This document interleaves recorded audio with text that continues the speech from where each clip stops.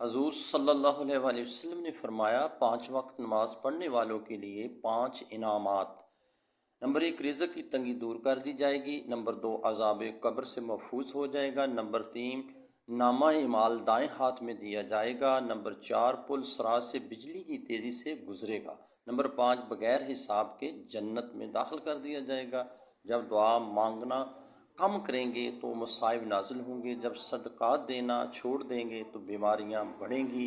جب زکوٰۃ بند کریں گے تو معاشی ہلاک ہوں گے۔ جب بادشاہ ظلم کریں گے تو بارشیں روک لی جائیں گی۔ جب زنا عام ہو جائے گا تو اچانک موت بڑھ جائے گی۔ جب ریاکاری بڑھ جائے گی تو زلزلے بکثرت آئیں گے۔